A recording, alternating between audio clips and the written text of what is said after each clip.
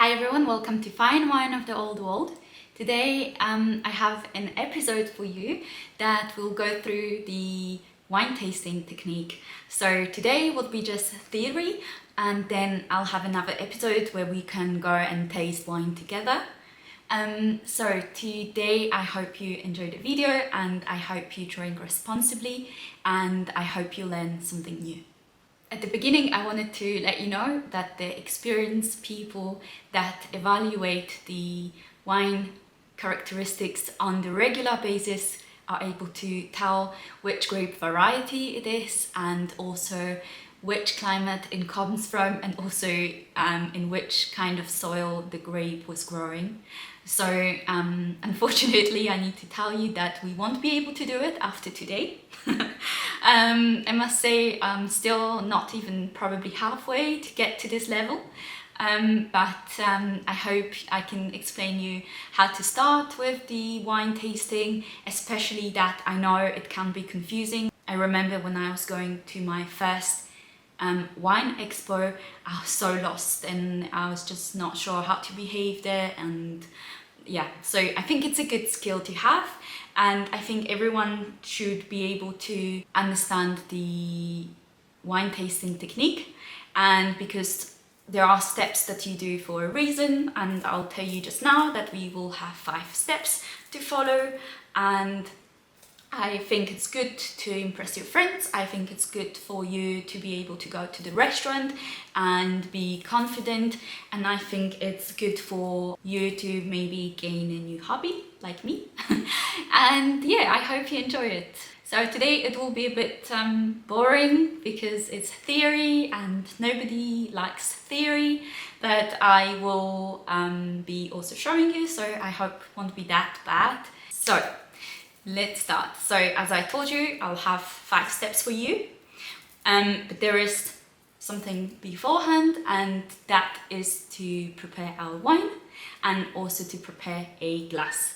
So what I would suggest initially, I would say when you do the wine tasting, you should maybe try it first at home, and I would say you should get the single varietal wine. And also you probably will hear that, oh yeah, you should always do the blind tasting.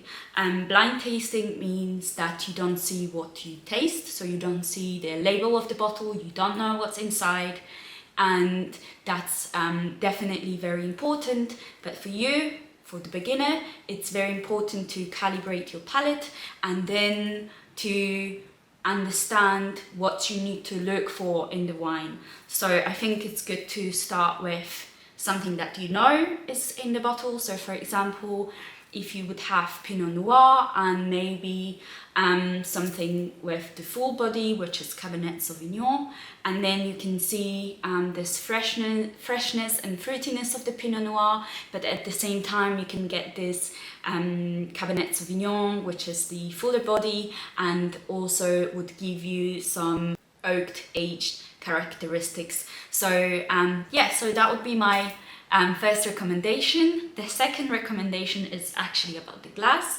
So when I started my adventure with the wine tasting, I bought myself probably around 30 of these, and these are the ISO glasses, and they are very cheap. So they are definitely, maybe if you want, but yeah, I would not suggest serving wine in these glasses to your guests. But if you want to have some fun and invite them for the wine tasting, I would suggest you get a lot of these glasses, and even if they break, no problem at all. During my first tasting, I already broke 2 glasses, so don't ask me how, but yeah, it did happen. Yeah, so that's about it. And then we need to get the wine poured in. So let's start. Okay, so we can start now. I've poured my wine into the glass. So as you can see, I don't pour the wine to the top because I want to be aware of my clothing so I don't get any stains. But no, to be honest, because you're not experienced when you swirl, and sometimes it can go over, and also because you want the aromas to be dissolved in this air that is in the glass, you definitely want some space here. Again, I wanted to remind you, we have 5 steps. So the first step would be assessing the clarity. What is very good at the beginning, you can compare it against the white wall or maybe the white sheet of paper, and then you can assess the color of the wine, and that gives you the opportunity to see any faults before you start tasting it. So for example, if you see any unclarities, then you could probably be suspicious of the quality of the wine and wonder if there is something odd going on in the glass. So definitely the clarity and also the color. So the color, again, experienced person probably after seeing the color would tell you, okay, that's Cabernet Sauvignon, but I can't do this magic, but I can tell you what wine it is because I know what I have in my bottle. Anyway, the fresh wine would normally have the clear rim, and when it comes to the aged wine, very often you would see like a brown ring, but it is, again, it comes with the time, so just practice, practice, practice, and then you'll start seeing the differences between different wines. So again, just to summarize, the first one would be the clarity, so you know that your wine is not off. And then also it would give you an idea how old is the wine. And yeah, that's very important. So the red wine, while it ages, it would become lighter. And then when it comes to the white wine, while it ages, it would become darker. So that's also something that you should know. Then after the appearance, we want to swirl it and we want to sniff it. So the first, before we poison ourselves, we want to sniff it, and we do the first sniff just to see whether the wine is okay to drink.